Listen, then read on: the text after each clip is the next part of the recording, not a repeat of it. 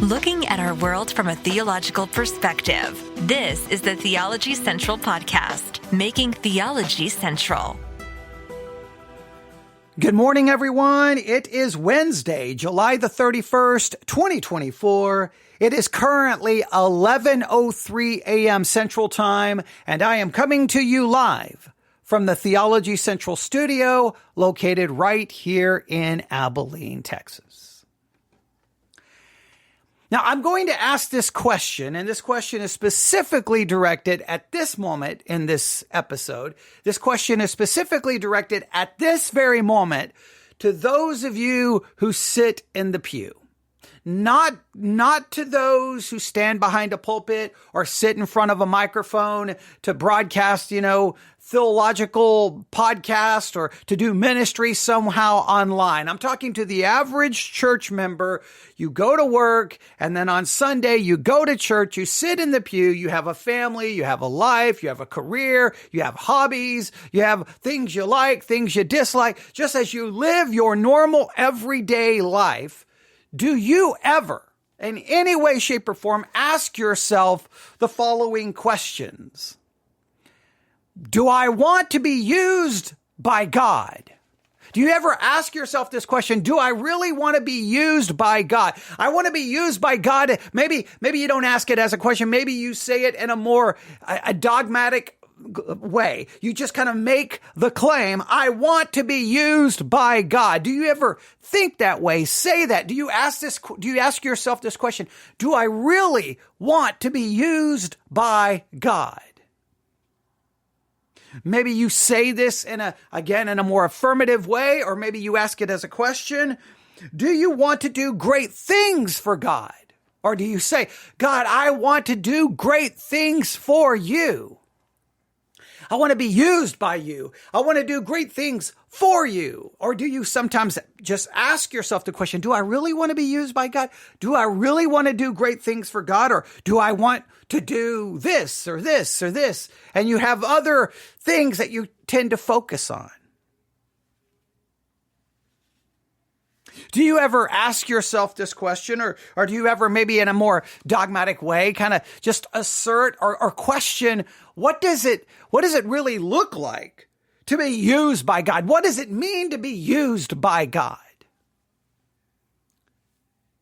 Now, it's hard for me to know how those who sit in the pew would kind of answer this question, because basically, from the night I became a Christian, literally, I felt like within a week, within 2 weeks, I was already trying to understand, okay, so, what does it mean to be a pastor? How do you become a pastor? I was a teenager at the time. I was already starting to basically contemplate and question and look for ways to minister within weeks of my salvation. It wasn't like something I had to, think about. It was like, okay, God, how can I be used by you? What can I do?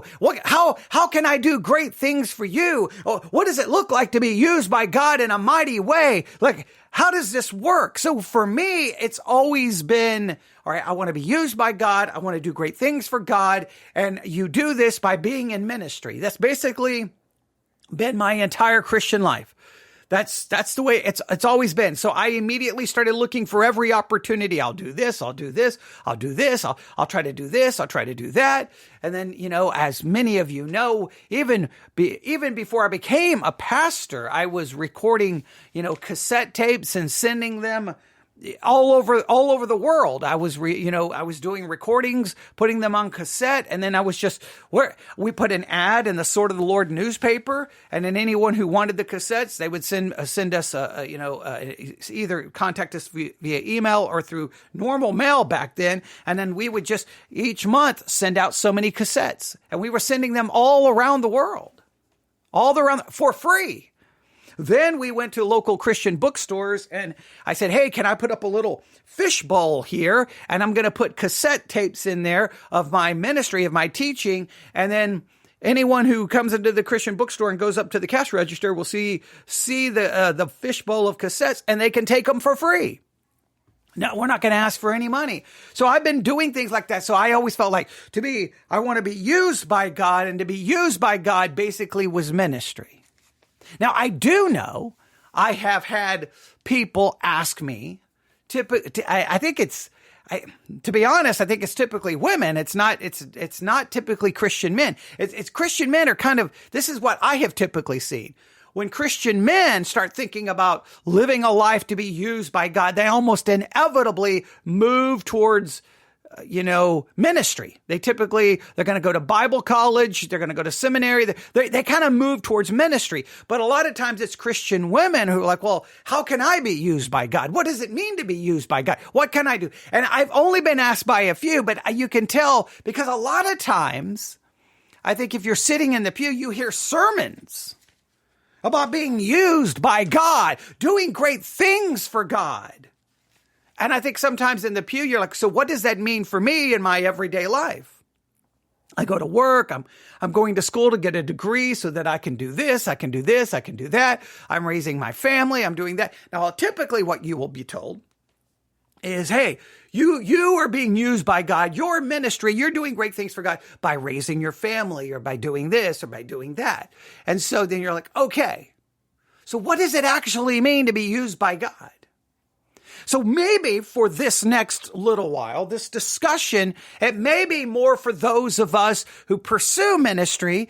Well, I'll try to relate it to you as well. But here's what happened. Let me try to explain why I'm asking these questions and trying to kind of bring this subject to the forefront today, because this is kind of what I'm really thinking about. And here's what happened. All right. So I got the latest edition, the latest issue of the Sword of the Lord newspaper. Remember last summer, I told everyone to get a subscription? Well, I got the latest edition of the Sword of the Lord newspaper. Now, at the very top, on the right-hand corner, the very top, it says celebrating 90 years of ministry. And I'm like, wow, they've been making a big deal about that. And then right underneath that, one of the first articles is the Sword's 90th year. 90 years, 9 decades, 9/10 of a century. Any way you say it, it is a long time in the human arena. At the same time, it happened very quickly.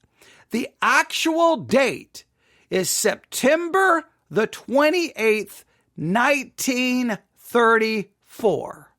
The actual date is September the 28th, 1934. That was the beginning of the Sword of the Lord newspaper. That's 90 years of ministry. 90 years of publishing this paper. And I have been reading this paper basically almost consistently for a good portion of my Christian life. I can't remember the first time I picked up a copy. I may have been a teenager. It may have been a little after I was a teenager. Maybe when I was in Nebraska. So it may have been after I had joined the military and I was in Nebraska. I think we had gone to someone's house to visit. I can't remember why we were there. And they had a stack of the Sword of the Lord newspaper. And I picked one up and was like, because that's typically what I do. If there's people to talk to, if I can talk to people or read something, I'm probably going to pick up the thing to read versus talking to people. I know I'm kind of very antisocial that way, but they saw my interest in like, oh, you can take a bunch of those. So I grabbed a bunch and took them home and like, well, how do I get a subscription to one of these? This is interesting. This is awesome, right? So I've been getting, the Sword of the Lord newspaper basically off and on for the most part of my adult life. So, but 90 years. Would they say that they wanted to be used by God? I'm assuming they did.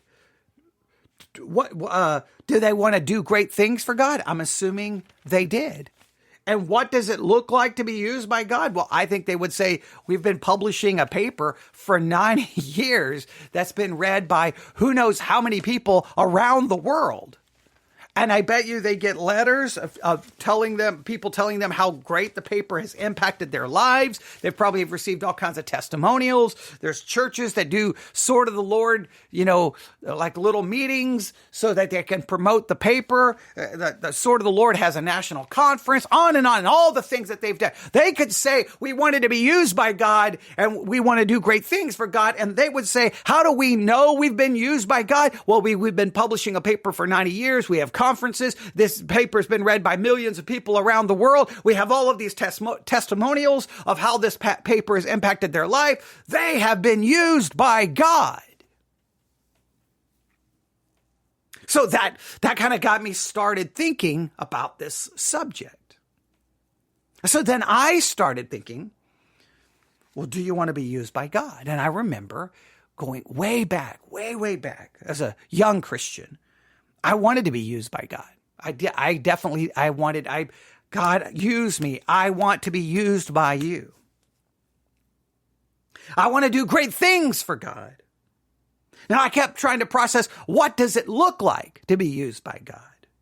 But I was, at least from my experience, I was taught that to be used by God, if I want to be used by God, if I want to do great things for God, that I had to meet very specific requirements. And if I did certain things, then I could possibly be used by God. I wanted to be, but I had to do certain things in order to be. And then, even though maybe some of the things I was influenced by in the past, maybe they would deny this, but I think for the most part, I was taught the way I would know I'm being used by God, the way I could measure this would be on the basis of the success of what I was doing. So if I was doing a cassette ministry, well, then the way I would know I'm being used by God would be the number of people who asked for those cassettes, right?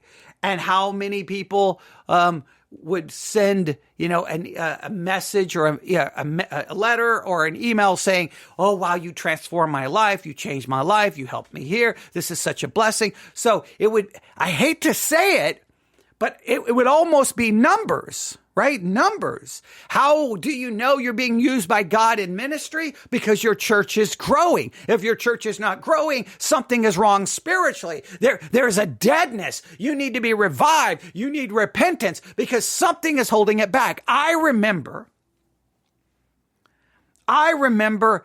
even early on,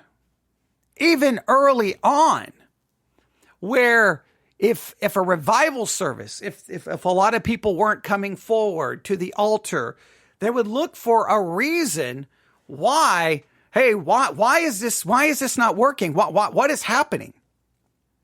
Look, I could tell you some crazy stories about this, but I can remember people being asked not to come back to the revival service because it was understood that there was something like not right with them spiritually, and they were hindering the move of God in the revival. Literally being told, don't come back to the revival service because you are hindering the move of God. There's something wrong. And you're like, whoa, because the way you knew God was moving was based on numbers.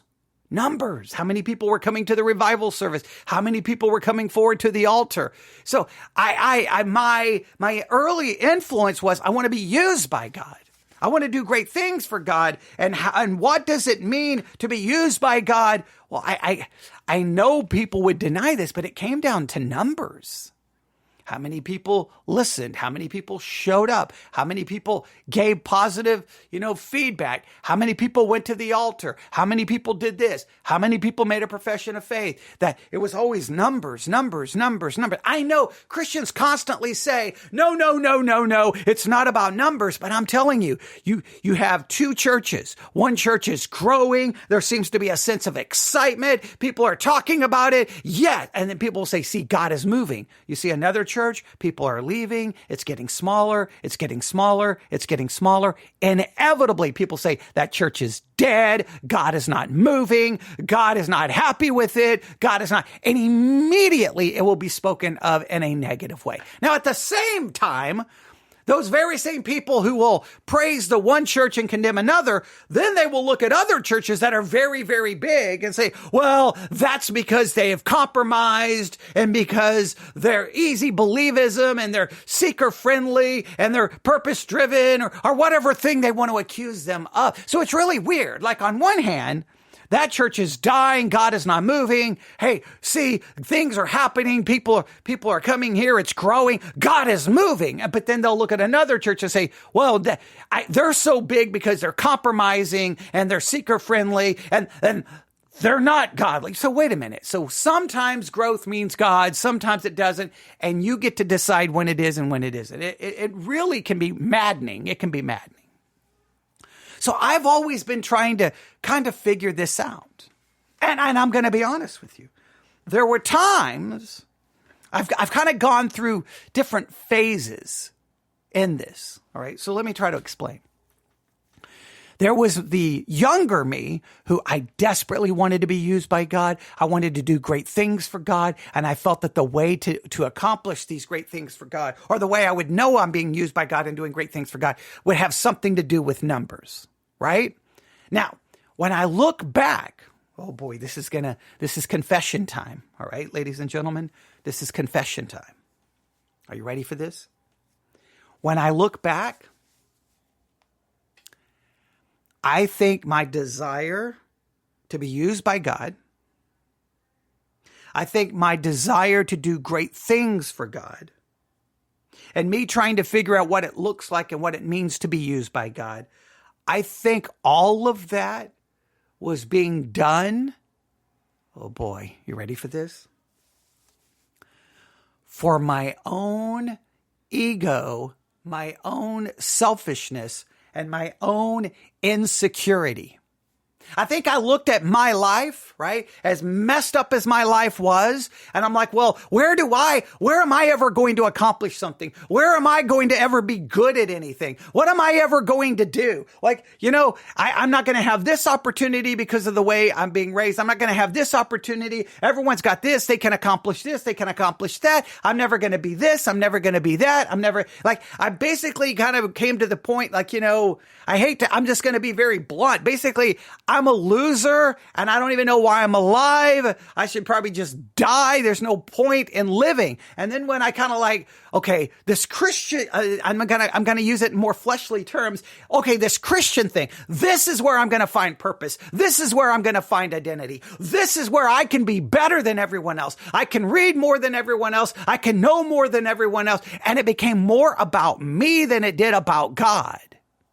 So then I want to be used by God. I want to do great things for God because while everyone else, and then I could be very sanctimonious and pious while everyone else is pursuing a career in this and they're doing this and they're getting the girl and they're getting the car and they're getting the house. Well, they're doing all these fleshly things. Look at me. I'm doing things for God. I'm pursuing God. And so it became almost a way to build myself up, for me to be successful, for me to accomplish things. Oh, you've got a degree? Well, guess what? I've got 3. You've got a degree from these big fancy universities? Well, maybe so, but I've got 3 degrees, and I got a degree in biblical studies and religious education and theological studies. And so it became about it became about building me up. And I think sometimes it can be very dangerous when we say we want to do great things for God and we want God to use us. I think it's sometimes because we want to be elevated. We can find purpose. We can find meaning in that. Hey, I may not accomplish that, but look what I'm doing for God. I think there's no way for me to deny that. There's no way for me to deny that. Now, I think I became painfully aware of that. I do. I think I became painfully aware of that because early on in my ministry, I became very okay, here's what I'm going to, I'm not going to use my name, right? I'm going to try to hide my name. I'm not going to use a photograph of myself. I'm going to hide my name. When I became a pastor, my name is not going on the church sign. I'm not going to do any of this. Early days, even broadcasting on sermon audio, I did not want my picture. I did not want my name. But then they had some rule that if I wanted to be able to do this, that I had to use my name and I had to submit a picture. I'm like, I don't want to submit a picture. It was really weird and it's not because I was godly. It was the opposite. It's because I knew deep down what a lot of my motivations were. right? I knew what a lot of my motivations were. And so I had to try to combat it. I had to try to fight it, right? Don't make it about you.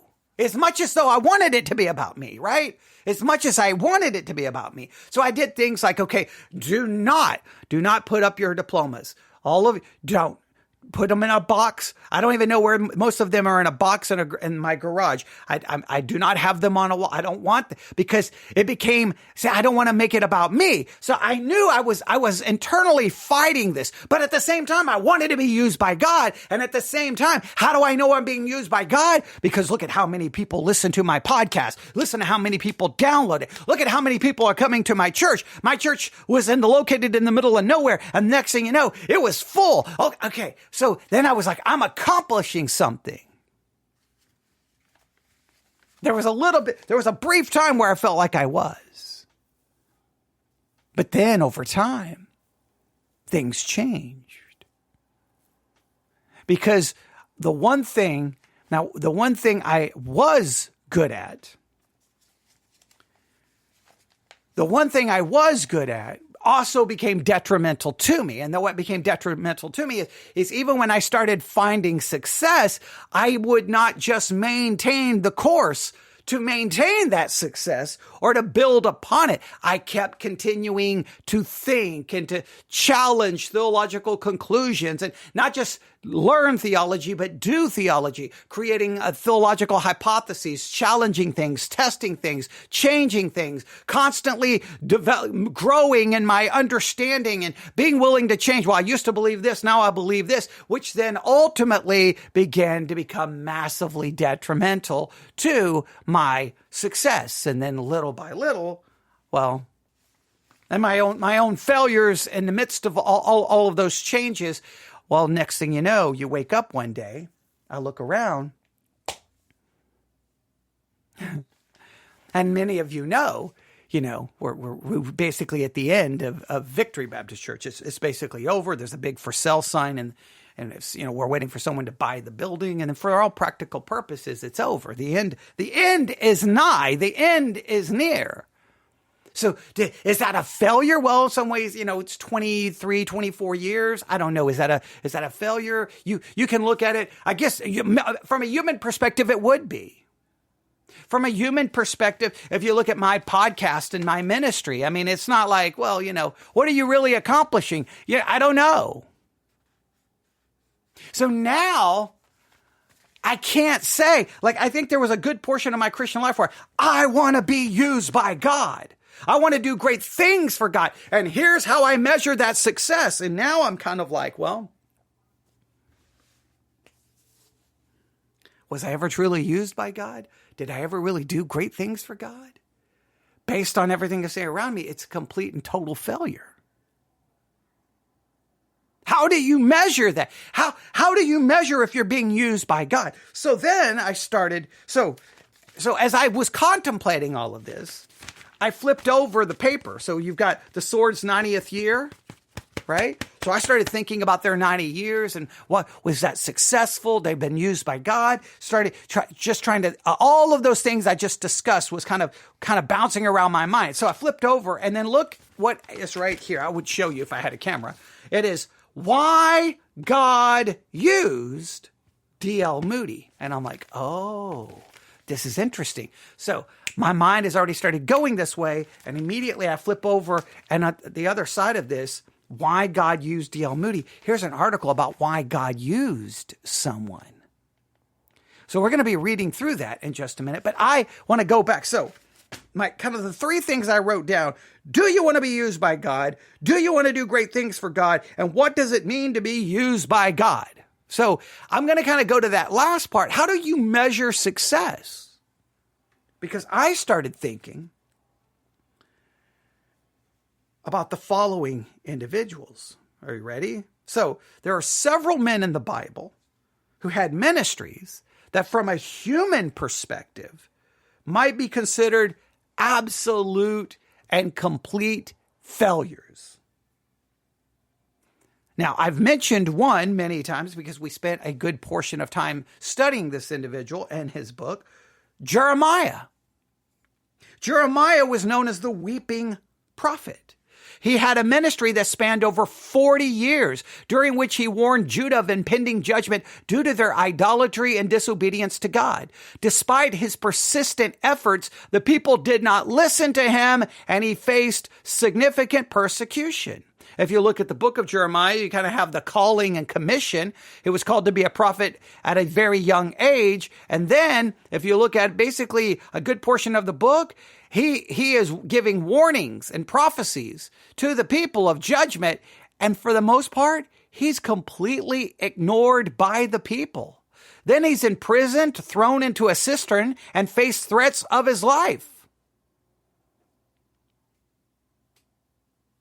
Jeremiah, from a human perspective, his ministry was an abysmal and absolute failure. He didn't build a large church. He didn't build a large following. Nobody listened to him. Everyone ignored him, and they persecuted him. So then, was he used? Did he want to be used by God? Well, whether he did or didn't, he was used by God. Did he do great things for God? Well, I don't know. How do we measure great things? Because his ministry, from any perspective, we would have been like, see, God's not moving. God's not using him. Because look, nobody's following him. Nobody's listening to him. Nobody's going to his church.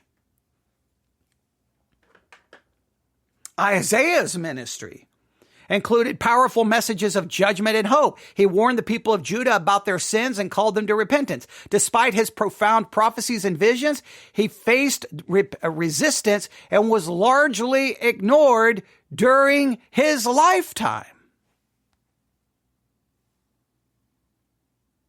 And ultimately, according to some tradition, that Isaiah was sawed in half under King Manasseh's reign. So he was largely ignored. All these great prophecies. But ultimately he was ignored, at least during his lifetime.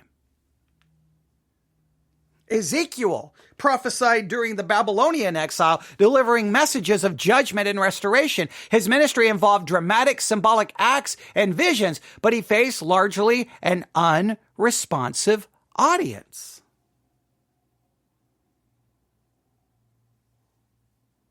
Noah's ministry involved building the ark and warning people of the impending flood. Despite his faithfulness, it was met with ridicule and disbelief from his contemporaries, resulting in only his family being saved. Everything Noah did, ultimately just his family. Everyone else dies.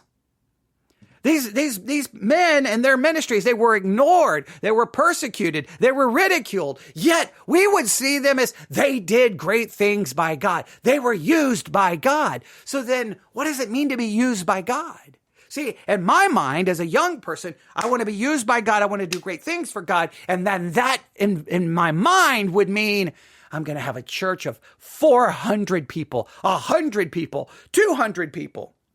You know, maybe my idea of success was, not very smart, because you need far more than that, I guess, if you really want to be successful. But but just that would have been, to me, that would have been awesome. But then it was like, okay, wait, now how many people are going to walk the aisle? How many people are going to say a prayer? How many people are going to give me positive feedback? And then I started thinking, and all my measurements for success, what does that look like?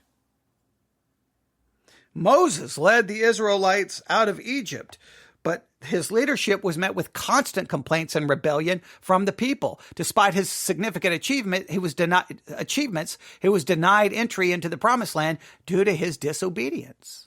But for the most part, I mean, you may say he was successful, maybe not. John the Baptist prepared the way for Jesus, through his preaching and baptizing. Despite his crucial role, he was imprisoned and eventually executed by Herod.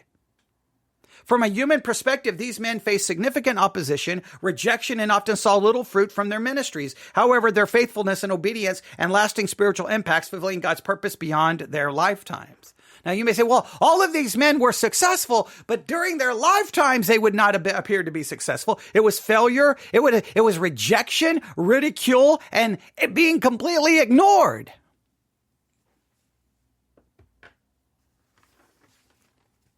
So, do you want to be used by God? Do you want to do great things for God? What does it mean to be used by God? What does it actually mean? Now, for some of you, again, I'm going to go back. I told you there's really kind of two perspectives here. From your perspective, sitting in the pew, I don't know if this even ever bothers you. I don't know if you even are ever motivated by this. I don't know. I don't know if you just like, whatever. Look, I'm a Christian, but my focus is my job, my family, my finances, my retirement, my hobbies, and you don't really give much thought about doing anything for God. You're just kind of like, yeah, I'm a Christian, so what? I'm not here to try to do great things for God. In fact, your identity is more tied to your job, your career, your family, your degrees, your achievements, your hobbies, your entertainment, than your identity is identified anything with what you're doing for God or even care about accomplishing for God. So now let me go to this article, Why God Used D.L. Moody. Now, we can see whether we agree or disagree. The article begins, I can think of no subject upon which I would rather speak. I shall not seek to glorify Mr. Moody, but the God who used him so mightily. Furthermore, I hope to make it clear that the God who used D.L. Moody in his day is just as ready to use you and me in this day, if we do what D.L. Moody did, which was what made it possible for God to use him so abundantly. Now, when I was a young Christian, those words, I would have written those words down in a notebook. I'm like, okay, I want to be used by D.L. Moody. I want to be used as God used D.L. Moody. I want to be like D.L. Moody. I want to be used by God as he used D.L. Moody. I want to be used just like this. But I have to do what D.L. Moody did. I have to do what he did. And if I do, God is ready to use me just like D.L. Moody. See, God is just as ready to use me as he did D.L. Moody and to do the same great things he did for D.L. Moody. But I have to do what D.L. Moody did. So I would have been like, okay, I would have had this in my notebook and I would have been like, okay, what are the 10 things D.L. Moody did? I'm going to do all 10. Now, we could argue that the problem with people not being used by God is because we don't do the things that D.L. Moody did. Or we could argue maybe it's not that simple. But this right here, this article, I'm going to read it again. All right, here we go. Furthermore, I hope to make it clear that the God who used D.L. Moody in his day is just as ready to use you and me in this day if we do what D.L. Moody did, which is what made it possible for God to use him so abundantly. So if we do what D.L. Moody did, then we can be used by God because that's what makes it possible. The whole secret of why he was such a significantly used man is found in Psalm 62:11.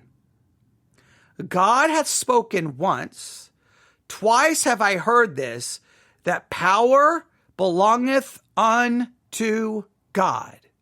Power did not belong to D.L. Moody or to Charles G. Finney or to Martin Luther, nor to any other Christian whom God has greatly used. Now, that is crazy that you put those three together. Moody, Finney, and Luther.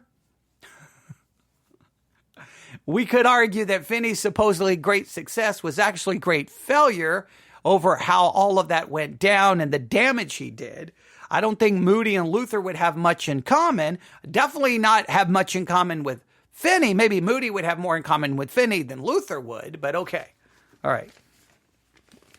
Power, the article continues, belongs to God. If D.L. Moody had any power, he had great power, he got it from God. So there's this great power. And you and I can get it from God. We can get this power that God has. And if we get this power, then obviously we can be used mightily by God. But God does not give his power arbitrarily. It is true that he gives it to whomsoever he wills, but he wills to give it on certain conditions which are clearly revealed in his word. So there is great power. if you want to be used by God, and if you want to do great things for God, you need power. You don't need your power, you need God's power. God gives it to whomsoever he wills. However, there are conditions which you must meet in order to get said power. Because D.L. Moody met those conditions, God made him the most wonderful preacher of his generation. So if I could meet these conditions, I could be the most wonderful preacher in this generation. I just have to meet the conditions. Well, after well over 30 years of some form of ministry, I don't think I've ever met the conditions, obviously. Let's see if they outline any of these. Tells me to turn to page 3. So I'm going to turn to page 3. But how was it that he had that power of God so wonderfully manifested in his life? As I pondered this question, it seems there were 7 things that accounted for God using him so largely as he did. Okay, ladies and gentlemen, we have just stumbled upon what could become a series, all right? But 7 things. 7 things that accounted for God using D.L. Moody in such a great way. And guess what? You and I could be used probably by God, and we could do great things for God if we could just do these 7 things. Are you ready for number 1? What do you think number 1 is? What do you think number 1 is? What do you think? What do you think?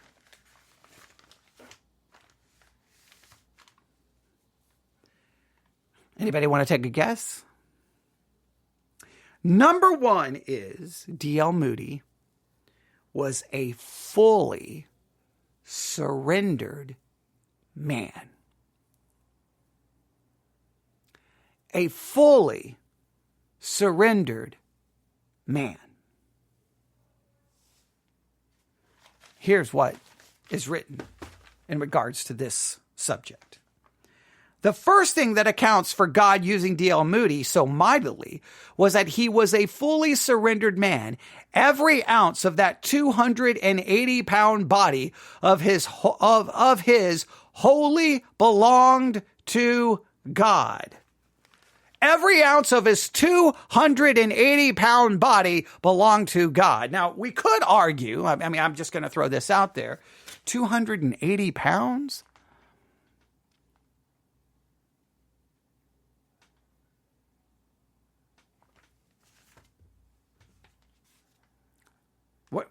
Does that stop anyone in their tracks for just a second? Does it at all? I'm going to pull up some Bible verses. Hang on, give me 1 second. I'm doing a search.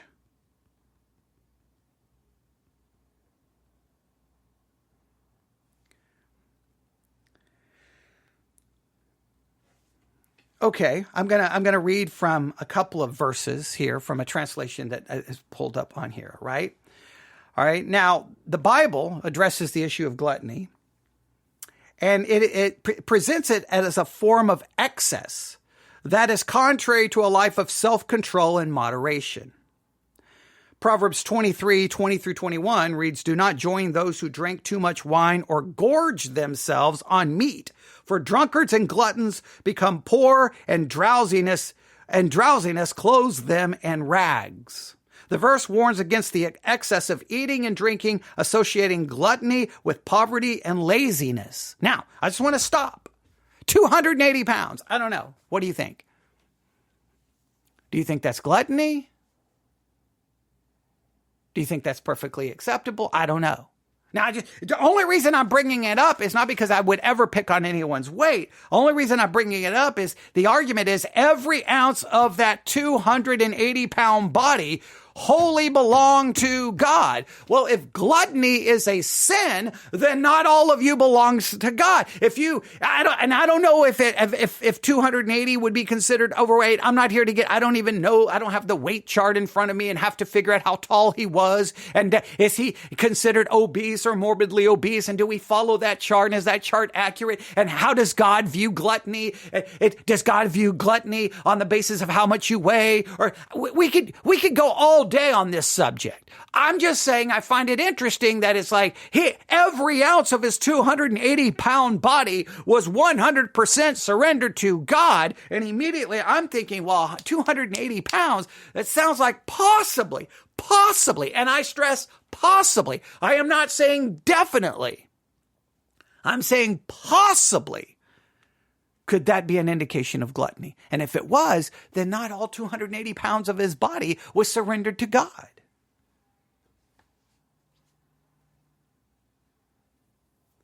Proverbs 25:16 says, if you find honey and eat just enough, too much of it, and you will vomit. This is how this translation actually reads. This passage emphasizes the importance of moderation, warning that overindulgence can lead to negative consequences. Philippians 3:19, their destiny is destruction. Their God is their stomach. Paul criticizes those who are led by their appetites.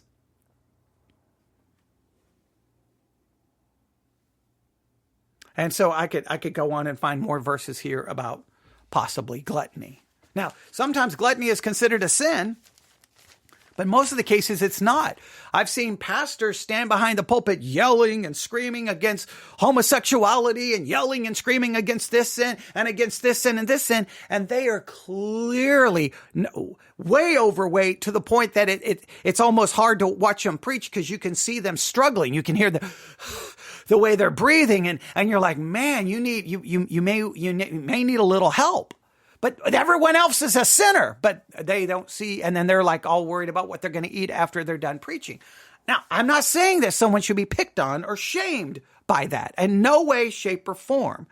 What I'm trying to articulate is this article is like, hey, you want to be used by God? You want the power of God? You want it? Well, the only way you can get it is you've got to be just like D.L. Moody. And how do we know why did D.L. Moody get this power? Because he was a man completely surrendered to God. All 280 pounds of him, every bit of it was surrendered to God. And I'm like, well, wait a minute. Are we sure?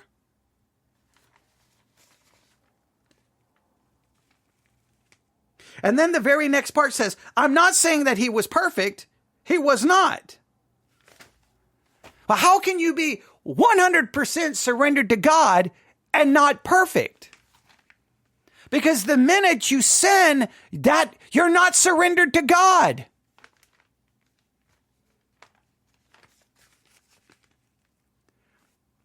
If I attempted to, I presume I could point out some defects in his character. It does not occur to me at this moment what they were, but I'm confident that I could think of some if I tried really hard.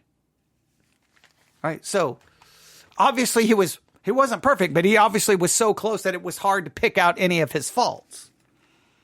I have never yet met a perfect man, not one.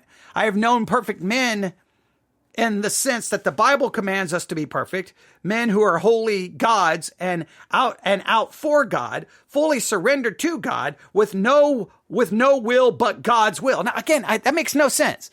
If the only will you have is God's will, then how in the world did you ever commit a sin?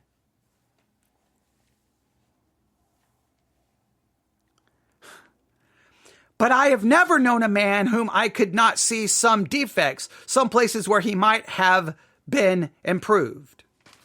All right. So none of that makes any sense. Like, hey, you can be completely surrendered to God, but you're not perfect. You can have no will but God's will, but you won't be perfect. I don't know what then any of those words mean.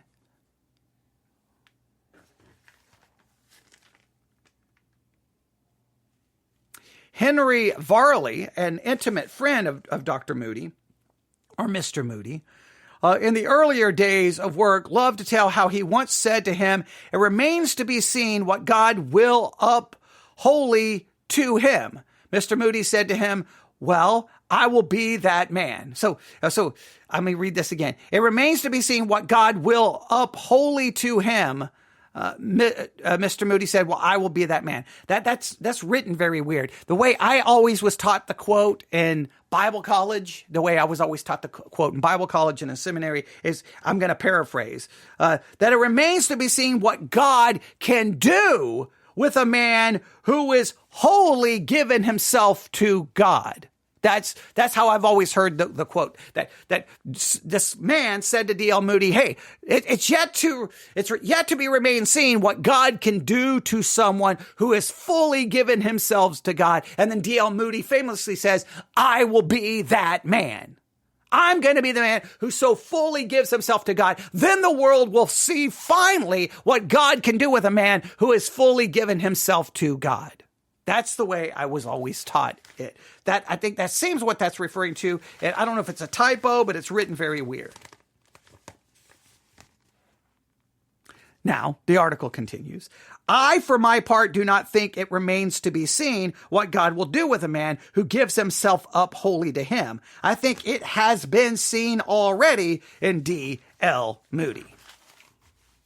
So it's like, hey, at one point, someone says to Moody, hey, it's yet to be seen what God can do with someone who's fully given himself to God. D.L. Moody says, I will be that man. Then the writer of this article is like, hey, we no longer have to consider what it looks like. What will God do for someone who's fully given themselves to God? Because we've seen it in D.L. Moody. It has happened, ladies and gentlemen. In history, we have seen what God will do with someone who has fully given themselves to God. And D.L. Moody is the example. But the answer, but the issue is, God could do the same thing today, but you have to fully give yourself to God.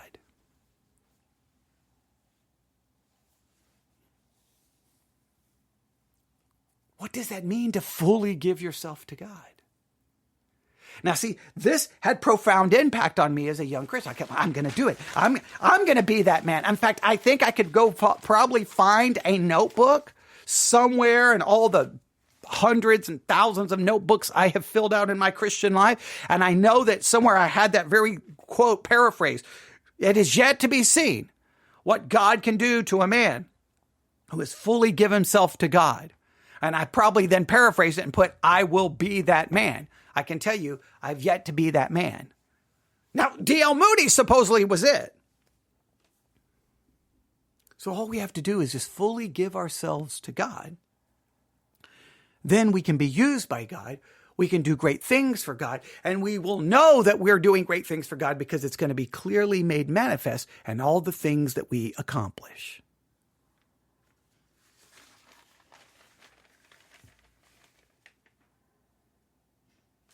The article continues. If you and I are to be used in our sphere as he was used in his, we must put all that we have and all that we are in the hands of God for him to use us as he will and to send us where he will, to do whatever he wills, and we, on our part, to do everything God bids us to do. So all we have to do is so surrender that we will do whatever God tells us to do, go wherever. All our entire life is focusing on serving God, serving God. That's it. Nothing else matters.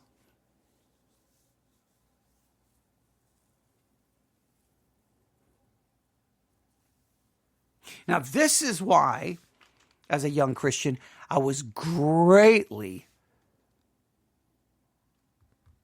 focused, almost obsessed in some ways, consumed in some ways with the idea of being a Catholic priest, right? Not so much.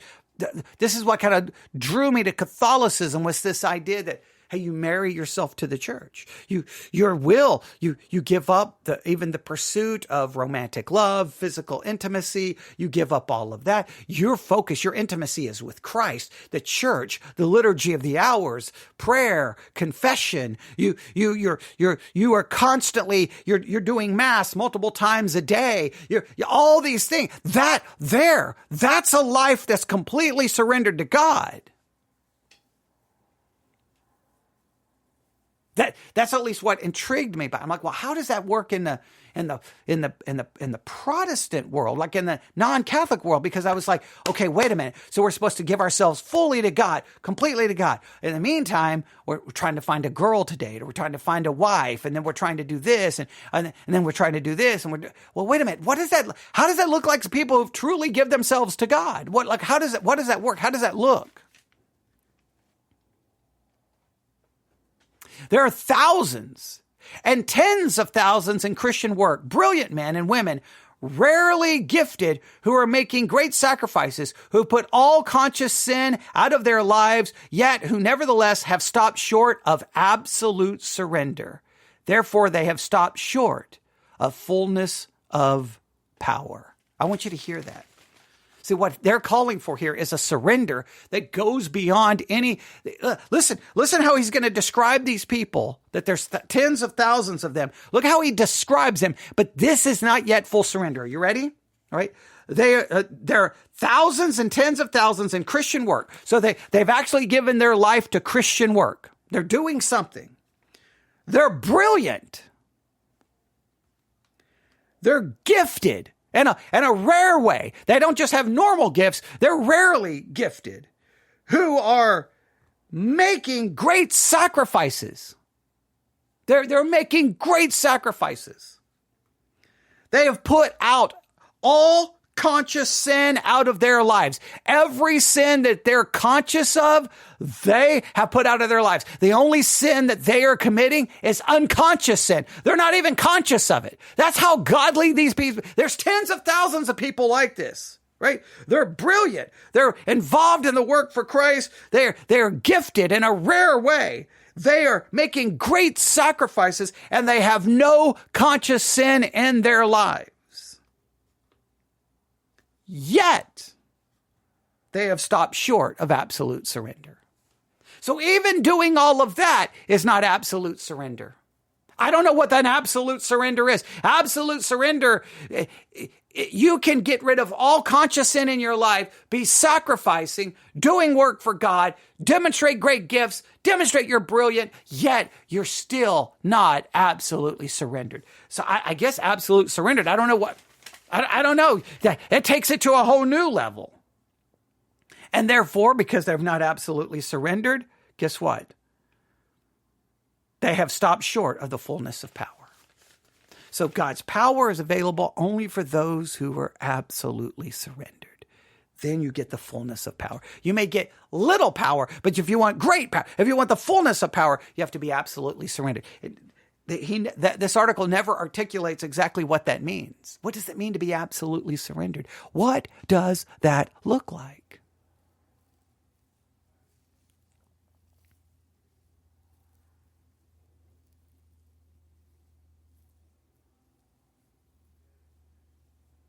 Now, I've known people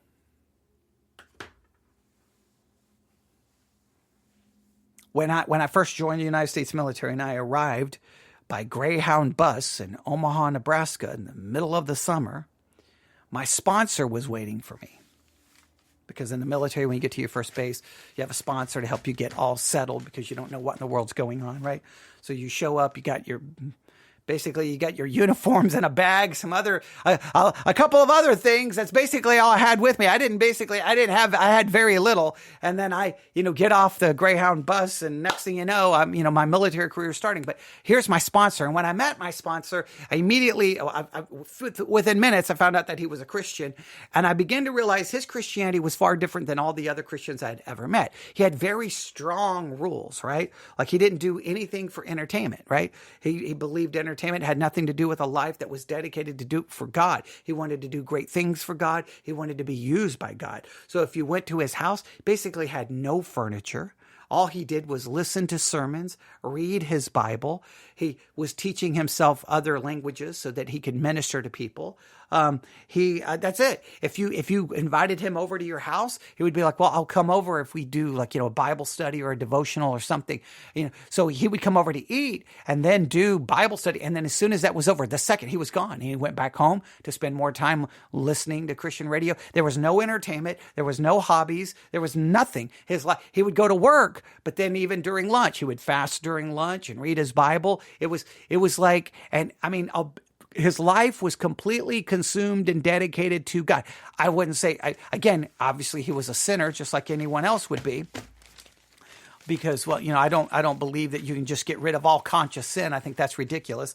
I don't even agree with that. But if there was anyone who came close to absolute surrender, it would be him. But, like, was he used by God? I don't know. Did he have some special power? I don't even know where he is anymore. I don't even know where he is. I think ultimately he got married.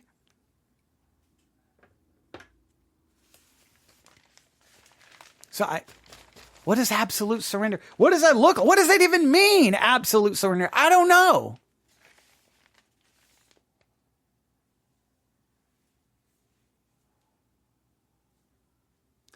Next. Number 2, absolute surrender. Number 2, a man of prayer. A man of prayer. Now, we don't have time to get into this. What I'm going to do is I'm going to just give you all of these really quick. I'm just going to go through all 7. So first of all, the reason D.L. Moody, right, was God used him and he had such great power is because he met certain requirements. The first one was he was a fully surrendered man.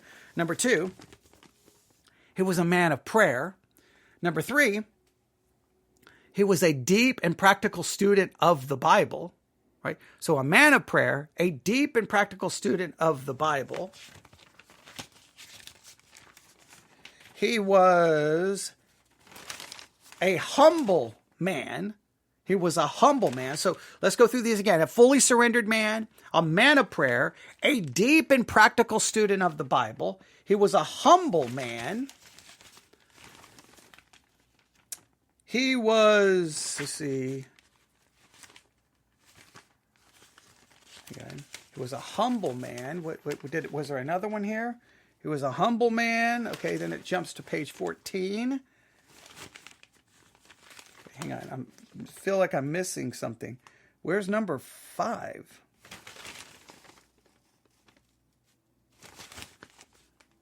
All right, so number 1, a fully surrendered man. Number 2, a man of prayer. Number 3, a deep and practical student of the Bible.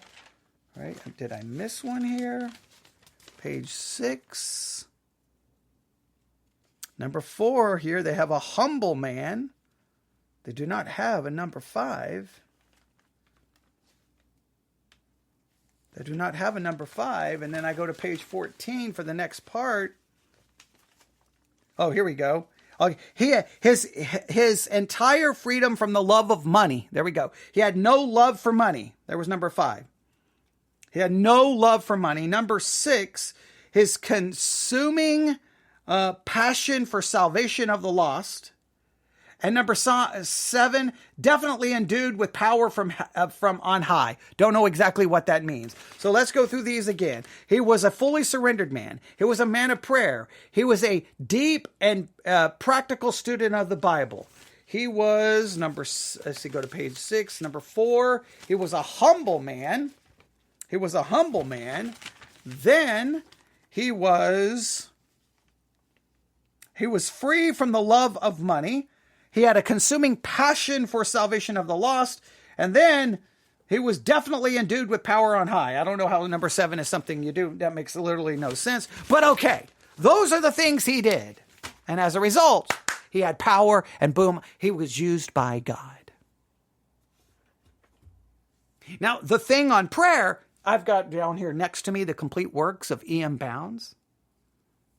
I used to take this book that I have next to me when I was a teenager, and I would walk out of my house, kind of walk down. It was in the middle. We were in the country. We were living between Buffalo Gap and Tuscola, Texas, in the middle of nowhere.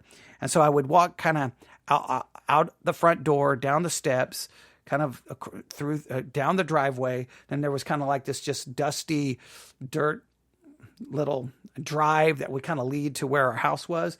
I walked down that, crossed the road, kind of went down this little ditch, climbed up this hill, and then I sat on top of this hill, which overlooked, I mean, it was like a big drop, 15, 20 feet drop down to where the railroad tracks were. And I would sit there, watch the train goes by whenever it did go by, and I would sit there with the copy of the book, The Complete Works of E.M. Bounds, and I would sit there and read. And I was a teenager, and guess what I kept saying to myself? Okay, I want to be used by God. I want to do great things for God. And what does that look like? That's going to be like a successful ministry, and it's going to have all these things. And I would sit here and I would read the complete works of E.M. Bounds on prayer. And there were sections in that book, great sections where he would talk about these great men of God who were used mightily by God. And guess what they did? They prayed hours and hours a day. They would wake up at 3 a.m. and pray from 3 a.m. to 7 a.m. They would pray this time and this time. They would pray at night from midnight to 2 a.m. And I would be like, okay, if I prayed more and if I do all of these things. And so I had this really like, I can be used by God. And so I would try everything that these books would tell me to do. I tried and I tried. And in many ways, from a human perspective, I completely messed everything up, right? Because if I would have stayed a Baptist, right, I possibly could have got into ministry sooner. I could have got ordained sooner, but I just would not go along because I kept asking questions and I kept challenging theology. So then I ended up a Lutheran. Right. So I ended up a Lutheran. Well, there was talks about getting into ministry, but nobody could really tell me exactly how I was going to do so and how I was going to afford, because in all these situations, I had to go off to school somewhere. So I'm like, what am I going to do? So then I joined the ministry. I joined the military.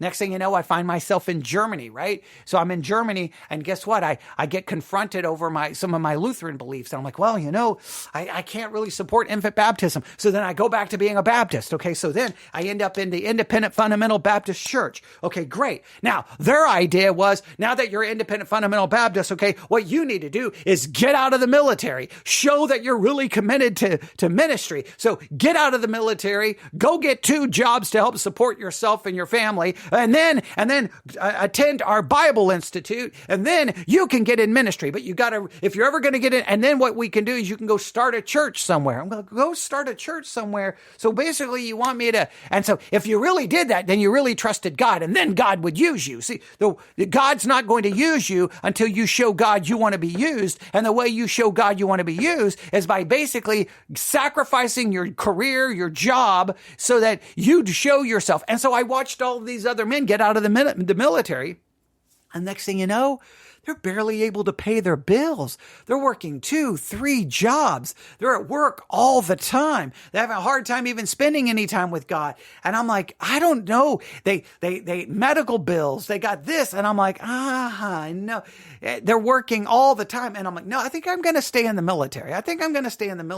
Now you can say I had a lack of faith, whatever. But guess what? Even in that situation, I wouldn't just go along to get along. I kept questioning and I kept challenging, and boom, next thing you know, I'm having problems there. So then I end up in another Independent Fundamental Baptist church. I ended up being ordained twice in 2 different churches. So I'm ordained. I'm going to school after school. I graduate from Bible institutes. I graduate from Bible colleges. I graduate from seminaries. I'm getting every bit of education. Okay, so I'm going to be the best student because I want to be used by God. I want to be used by God. And I kind of rejected their idea that I had to basically put my family into basically, poverty in order to be used by God. Because many of those men who did that, guess what? They got out of the military. Guess what?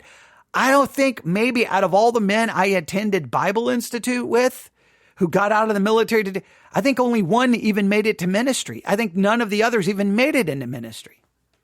And they only impacted themselves negatively financially. I'm like, so they didn't get used by God greatly by doing that from a human perspective. They may have been used by God in a different way, but okay. So I'm like, so so then I'm like, okay, I'm going to stay in the military. I'm going to stay in the military. I'm going to stay in the military. Now, I was supposed to then get out of the military because I was going to become the associate pastor. And guess what I do? Once again, I can't keep my mouth shut. All I'm supposed to do is preach a little 15-minute sermon for Pastor Appreciation Night, where I'm supposed to say all these wonderful things. But instead, I use the opportunity to go off on everyone. Like, I'm sick of these little so-called pastor appreciation things where we're all going to get together, go downstairs, shove food down our throats, give the pastor a card. If you really want to appreciate your pastor, how about show up to church? How about be there Sunday morning, come back Sunday night, and be there Wednesday? Because this church is a joke. 400 of you show up Sunday morning, and there's 20 of us on Wednesday night. If you want to show appreciation to your pastor, save the stupid cake and show up to church. And then when you people show up, you don't even show up with a Bible, and then you argue and you disagree all the time. And so I went off on everyone for how they treat the pastor. And well, guess what? The pastor was okay, but then I was told I could not become the associate pastor because I'd stirred up too much trouble. So you probably shouldn't get out of the military. I was very close to getting out of the military, but I did not. So then I come here. And so then I moved to Texas. I'm like, okay, ministry. Okay, because I want to be used by God. I want to do great things for God. I want to do that. So then I end up becoming a pastor. I get the job as a pastor. And then I get on Christian radio. Once again, I can't keep my mouth shut. So I get kicked off Christian radio because I tick off all the Christians because I call out some of the foolishness happening in churches. Well then, okay, now I'm in a church in the middle of nowhere, but it starts growing and it starts growing and it starts growing. And I'm like, okay, now, am I doing great things for God? I don't know. I don't know if I'm doing great things for God. And to be honest, I kind of reached a point, and this is my own foolishness, where I felt burnt out.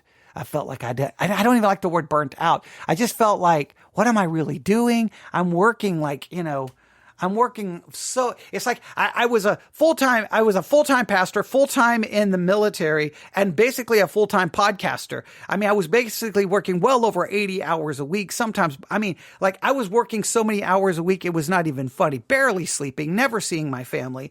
And it just led to complete and total spiritual collapse in my life. It was just absolute destruction, foolishness, stupidity, sin. You can label it all the different ways you want. And it was absolutely devastating. Now, before really I reached that breaking point, what started happening is people started leaving the church. Even before I reached the breaking point, people started leaving.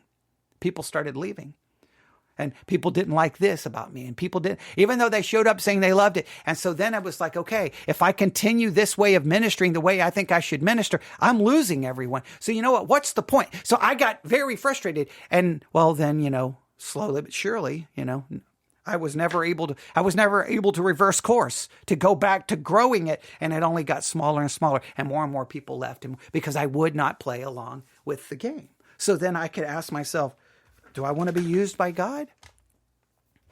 Well, I did. Now I don't even know what that means anymore. Do I want to do great things for God? I do want to do great things for God. I don't even know what that means anymore. And what does it mean to be used by God? I don't even know if I know what that means anymore.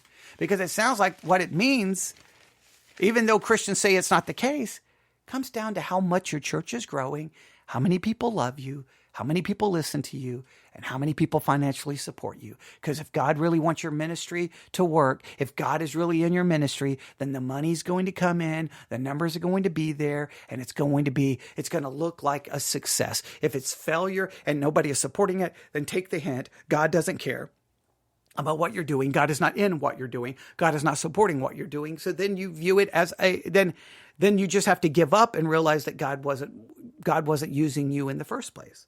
But then you go look at Jeremiah and Ezekiel and Isaiah. All of their ministries were earthly failures. So then do you take from that and go, well, then mine is actually the success. The one that's the success is the one everyone else deems a failure, and the one everyone else deems a success is actually a failure. Well, you see how self-serving that is? When yours seems to be the failure, if you then look at everyone else and say that they're the failure, that's self-serving. Obviously, I want that theory to be true because, well, then it would prove that what I have done has been right.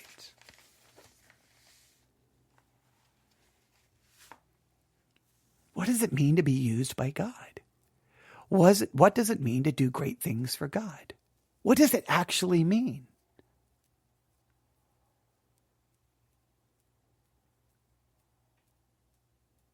Because we're all told that our life is supposed to be dedicated to serving God. Our life, remember, you go to church to be equipped to do the work of ministry. Everyone has ministry. This is where your focus is supposed to be. Your life is supposed to be dedicated into serving God. Now, for some people, they can say, well, okay, my ministry is raising my family. I do that. Okay, great. Others are like, no, you have to try to figure out what it is. But I'm not necessarily a fan of this idea that, hey, you could be doing great things for God today. You could be accomplishing wonderful things, and it would be clearly manifest that you're doing these great things for God, that God is using you, but you cannot do that unless you do what D.L. Moody did.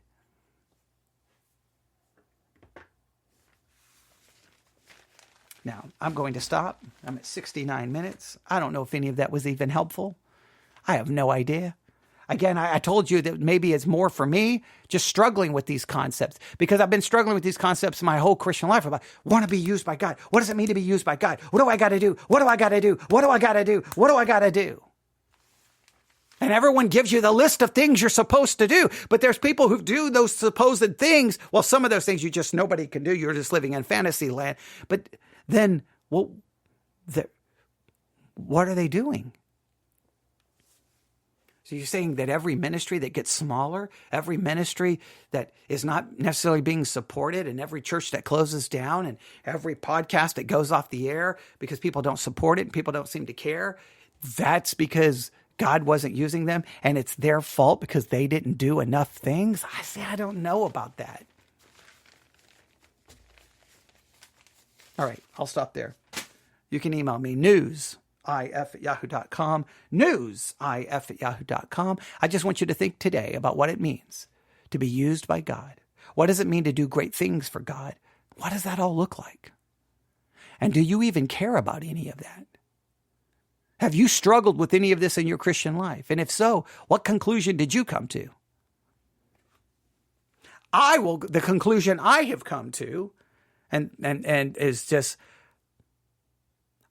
I was never used by God. I never accomplished great things for God. So from a human perspective, I've simply failed. And maybe spiritually, that's the best thing that could ever happen to me, because maybe any success would have just been about me and not about God. I don't know.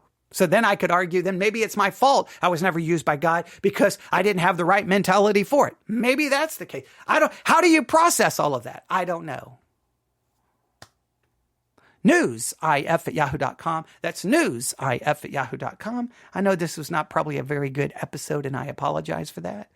But it's just me trying to process I've always said, one of the things I've said about this podcast is in many cases, this podcast is about me just working out my own salvation, just working out things live on the air. And if you want to listen, great. And if you don't, you don't. So I know this was not a great episode. So please, if you want to criticize, feel free to criticize. You can email me, newsif@yahoo.com. But in reality, what I just did is kind of what this podcast is really about. Just a Christian who's a sinner with a microphone trying to figure out the Christian life. And this is just an area of things I've struggled with my entire Christian life, and I still don't have answers. The Sword of the Lord, congratulations, 90 years of producing that paper, 90 years. They have something that they have something tangible. They have something that they can say, God has used this. They could argue that they have done something great for God. But how do we measure anything? I don't know. Thanks for listening. Everyone have a great day. God bless.